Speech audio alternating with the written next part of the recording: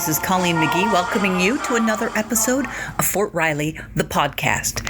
For this episode, we're talking to Chris Hallenbeck, the emergency manager for Fort Riley. He's got some great tips about what you should keep in your car's emergency kit.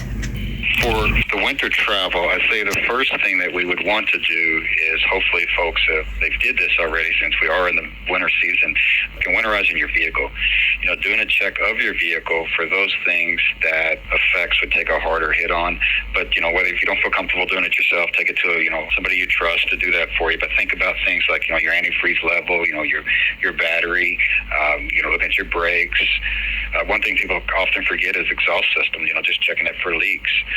And then just make sure, you're good with that. But then as far as your winter driving kit, the basics that you want to look at will be things like a toolkit, flashlights, reflective triangles, first aid kits, some non-perishable items, drinking water, the jump start kits or the jumper cables, car chargers, fire extinguishers, those kind of things you want to think about just for local winter driving.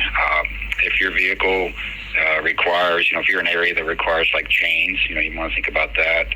But look at your tires, have those checked out also when you do your winterizing checks.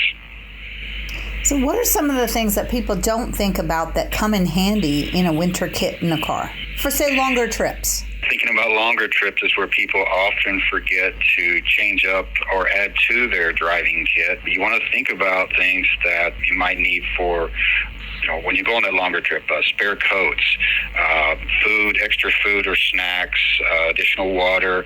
You think about how many people are going to be in your vehicle, and then you're going to, prepare that way for each person. Comfortable shoes. Sometimes, the shoes that you have on may not be the best shoes that if you had to get out and do something, in the winter weather, you want to have some warm, comfortable shoes that, you have on hand. And I go back to thinking about what recently happened on the Northeast, with I-95 and just some of the things that came out of that as, almost like after actions, discussions there. And these are the things that we're talking about. But then, consider also, family needs, who's in your car, any special needs they might have, special medications, special medical equipment that might be needed if you are traveling with children or infants, elderly family members.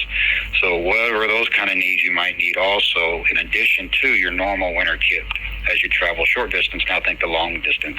I used to live way up north, and one of the things that we used to carry were like votive candles in candle holders that could not be tipped over. Yes, and that's a good point you make there.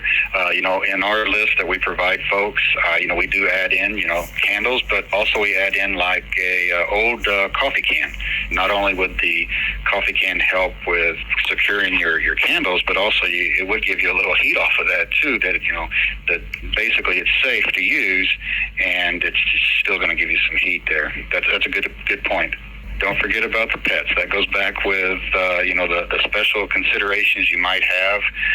Pets, a lot of us consider our pets as our families. So, most of us travel with pet items, but now we need to add into, those special needs for pets during the winter travel. So then you add in, your food, your water, those extra kind of things for your pet.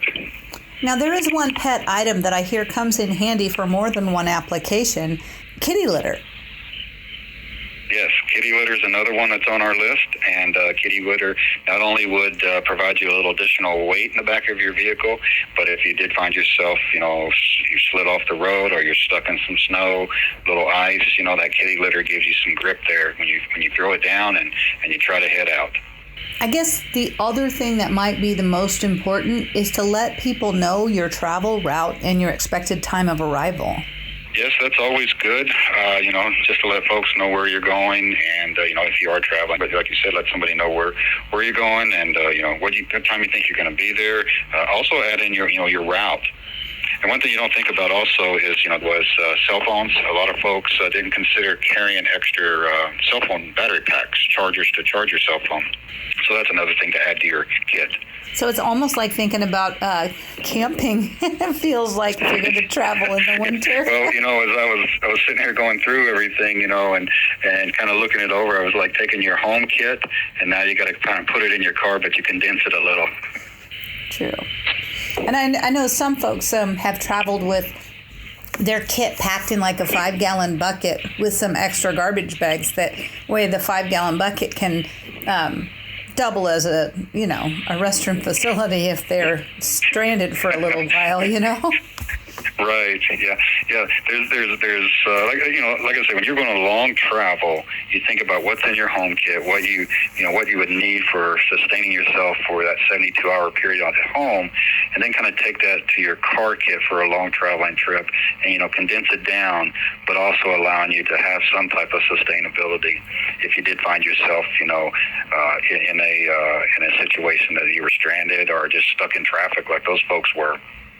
And where's the best place people can find this list that you mentioned? We have it currently on our Ready Army site, and that link is on the Fort Riley website. And then there's a lot of great information on the ready.gov site also. So what's in your car's emergency winter weather travel kit? To get some more preparedness ideas, go to home.army.mil/Riley, scroll to the bottom of the page, and click the Ready Army icon. Also, you can visit ready.gov for a lot more tips and tricks to keep you ready all year long.